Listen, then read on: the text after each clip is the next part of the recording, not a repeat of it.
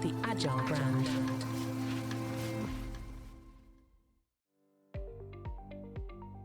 Welcome to the B2B Agility Podcast, where we look at the factors that drive success in B2B marketing, with a focus on the people, processes, data, and platforms that make B2B brands stand out and thrive in a competitive marketplace. I'm your host, Greg Kihlstrom, advising Fortune 1000 brands on MarTech, marketing operations, and CX, best-selling author and speaker.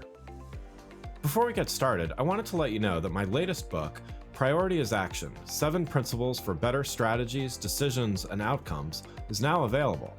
In it, I give ideas and insights for leaders and teams that need to make meaningful progress on their priorities.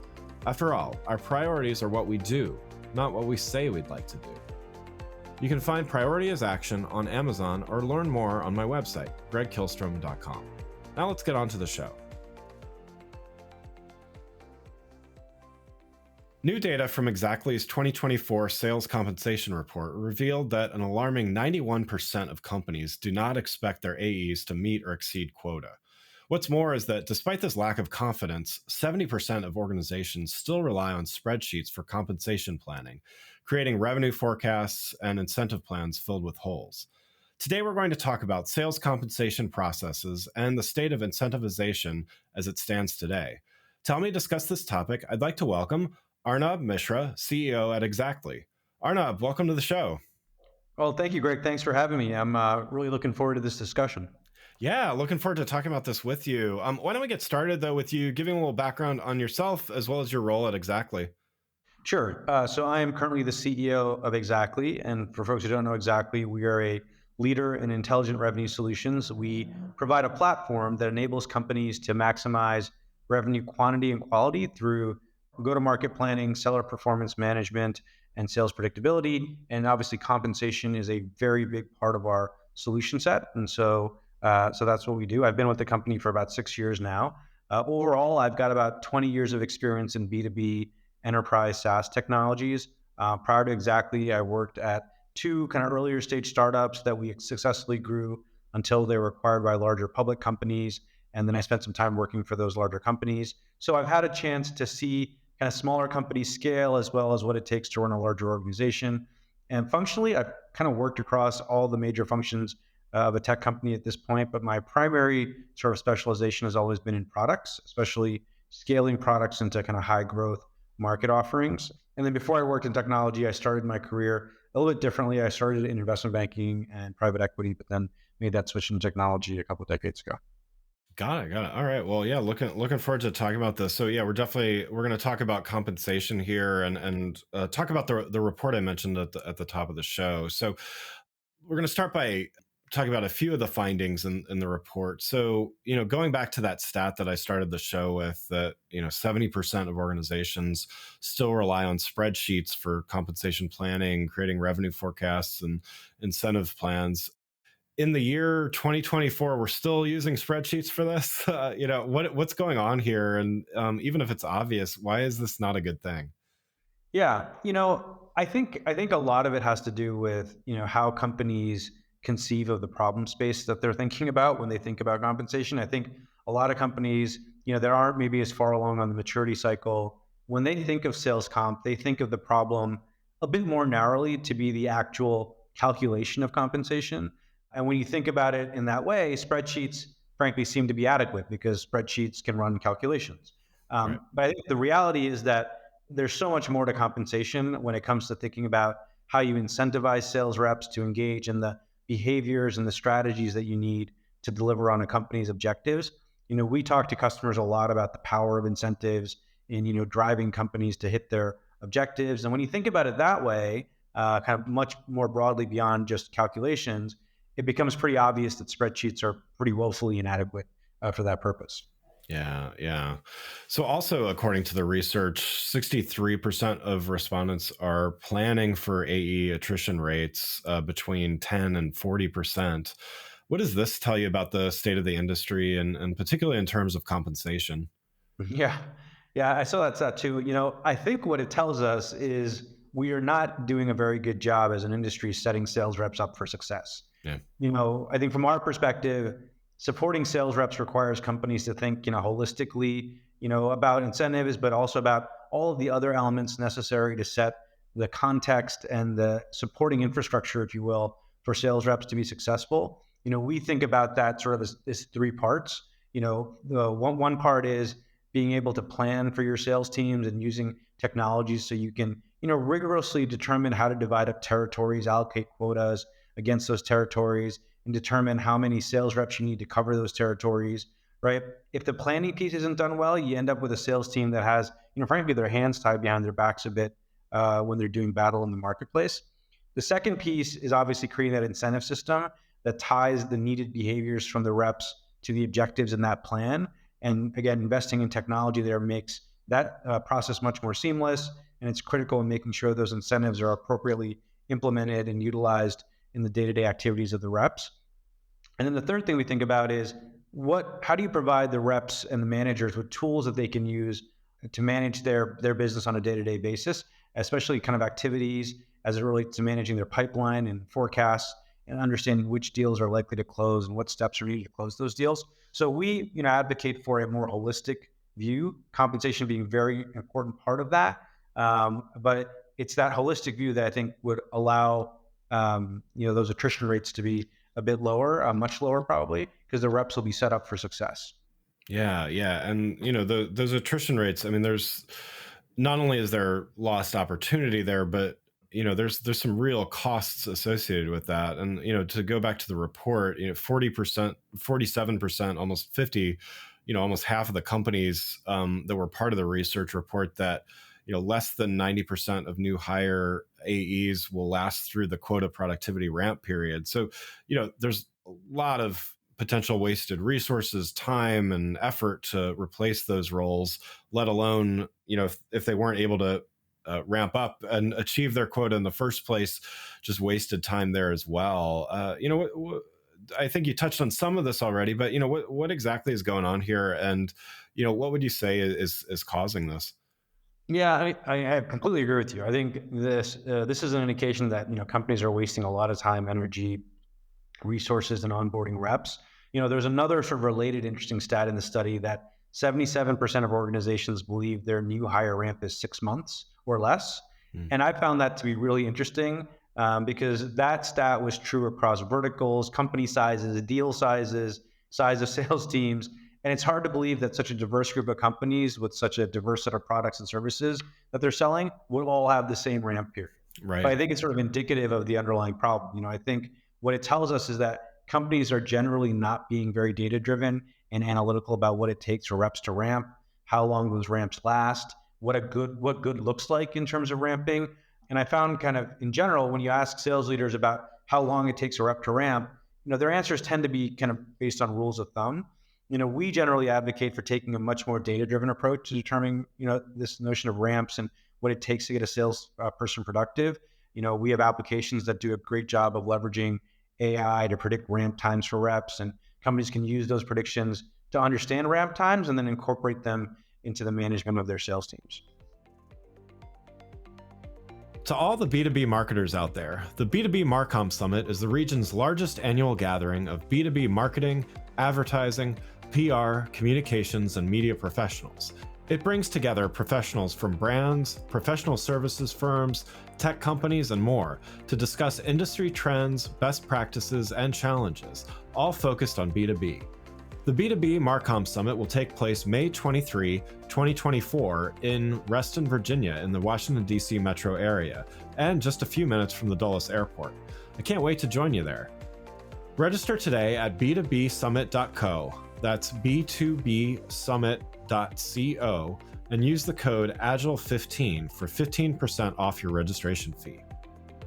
Before we get back to the show, I just wanted to remind you to hit the follow or subscribe button on your app to make sure you get notified when new episodes of this show are available. Now let's get back to the show. So to look at this from the sales leader perspective here for a minute, I want to talk about and get some advice for those sales leaders looking to revamp their compensation processes. Obviously, there's a lot of companies that have some room to improve here. So, given all these challenges that we've talked about, and certainly I'm sure there's more challenges as well, where should sales leaders start in their compensation planning and plans? Yeah, I mean, I think, point one is, thinking holistically, about the process. I think one of the sort of, interesting pieces of the study was when they were asked kind of like what were the key things kind of keeping them up at night. We found that market changes was sort of like the number two thing that sales leaders worry about after competition. And I think that speaks to kind of how volatile of a world we're in right now.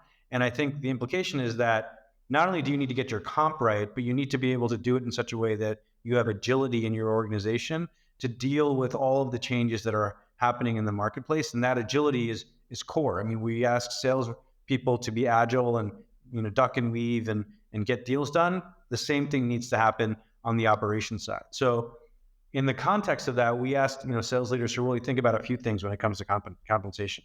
One is how do you build agility in? We think you do that by focusing on automation. If you automate a lot of the more kind of mundane tasks that are sort of part of the compensation process, you free your teams up to do a lot of the value-added strategic work that they need to do that can contribute to agility. The second thing we talk about is facilitating collaboration. The reality is that managing the performance of your sales team is very much kind of a team sport, and sometimes the hardest thing to do is to get everyone aligned. And so leveraging technology to enable that collaboration can be really powerful to moving quickly and adapting to the marketplace. And we think about that a lot within the skins of our software. We obviously integrate to all the ways that collaboration happens in the world today. And so that I think is the second thing that we think about. And then the third thing that we think about, and we ask our sales leaders to think about as they're designing their systems, is making sure that you're putting in place the ability to surface data when you need to make key decisions, right? And this is one of the downfalls of spreadsheets. If all your data is locked in spreadsheets, it's really hard to get to that data at those key moments when you need to make decisions. Obviously, software can be a really big, important way of improving that. We do a lot of work leveraging AI and analytics, and we have a new generative AI offer we call Xactly Copilot that really is built to surface that information at that key moment you're trying to make that decision to drive the business forward and give it agility. And so those are the things that we ask our sales leaders to think about. And we think the design of their implementations and the way they structure their systems should kind of be a reflection of those key principles. Yeah, and so bearing in mind that there's certainly a wide variety of organizations and sales organization structures, and as well as your great points just now about agility and all of those things. What does successful sales compensation look like? Can you kind of paint a picture of like what is this versus as things managed in spreadsheets and all those kinds of things? What is it? What does it look like? Yeah. So I think there's two aspects to it. One is an operational efficiency aspect to it, right? There's typically in most companies there's an inordinate amount of time spent on managing sales comp. I think if you put in a technology-enabled sales comp process, you will be spending a lot less time managing it, and you'll have much fewer errors. You'll have much greater adherence to the plans. You'll have much greater transparency of the data. The reps will see, how they're doing on a day-to-day basis. You'll not be wrestling with data integration issues where you're trying to get data from one system into another to do the sales comp. You'll have much greater security and compliance. So there's a bunch of operational things that really get handled well if this is done correctly. And then the second side of it is actual top line performance improvement, right? If you're doing this well, the incentive plan and the implementation of the plan will tie directly back to the goals of the company. And so what that means is the incentive plan should be driving the behaviors that you need to go hit that goal. So sales reps have a very clear understanding of what do I need to get done to help the company be successful and to help, me as a sales rep be successful. And that leads to top line revenue improvement, better attainment across the board of quotas. And that is sort of the, overall sort of top line impact. And so you get both, if I summarize it, the top line impact as well as an efficiency impact. So it can have a very meaningful, overall impact on the P&L of a company. Yeah, yeah. And so to follow on that from a measurement perspective, I mean, certainly sales is a metric that sales leaders are very much attuned to. But to kind of take the meta view of this, let's just say, how do sales leaders measure the success of their compensation plans and incentivization? Yeah, I mean, I think it's the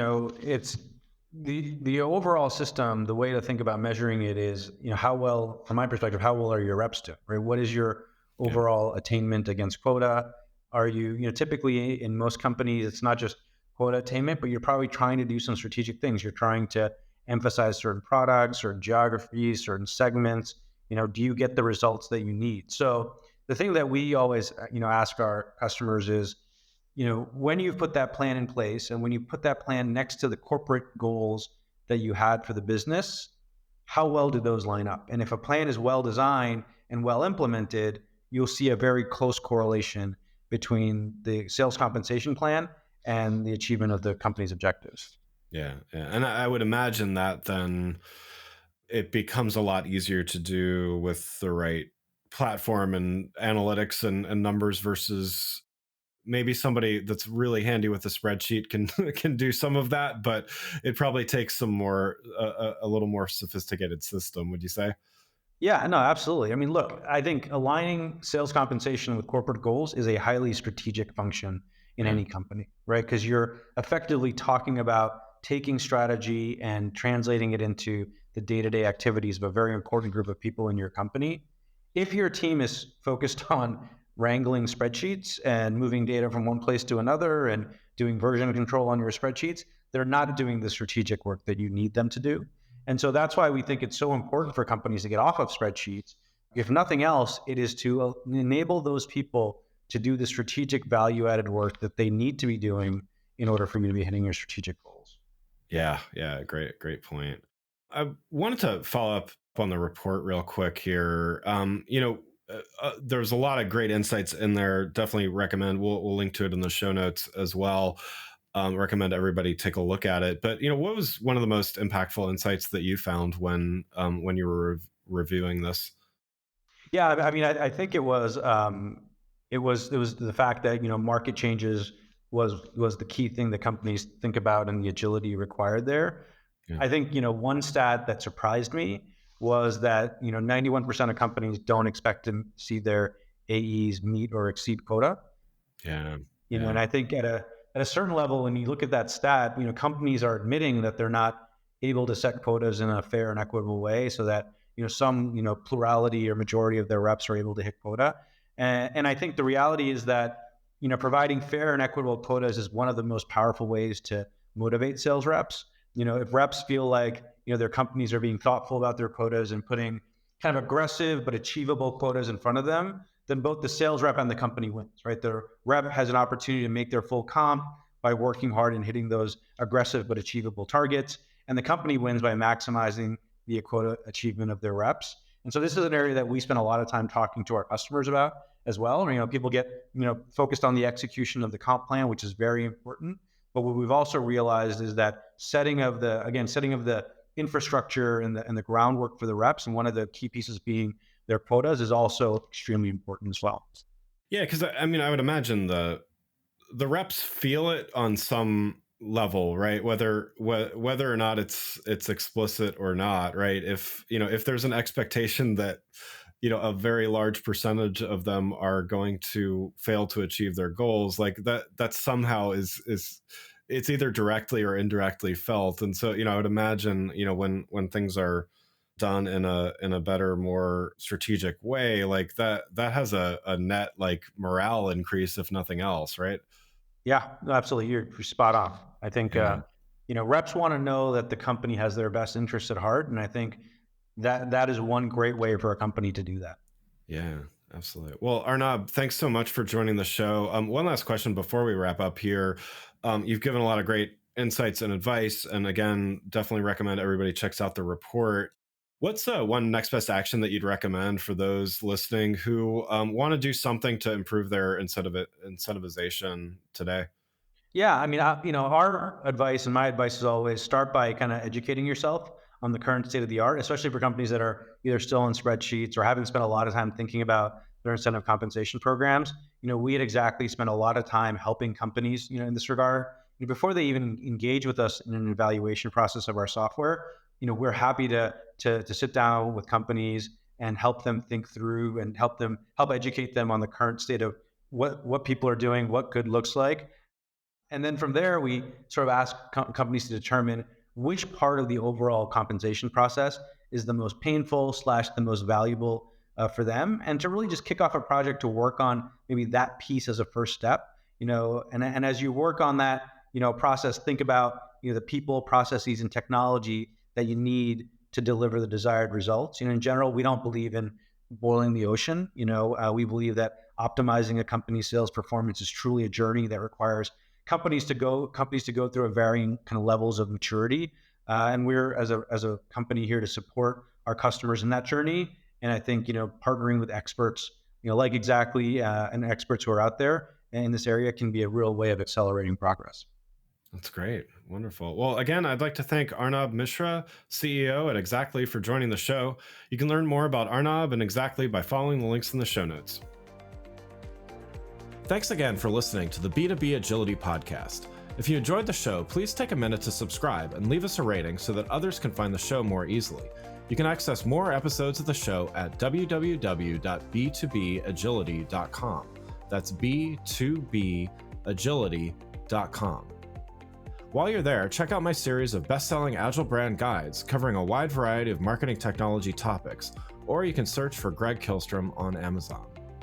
Until next time, stay focused and stay agile. The Agile brand.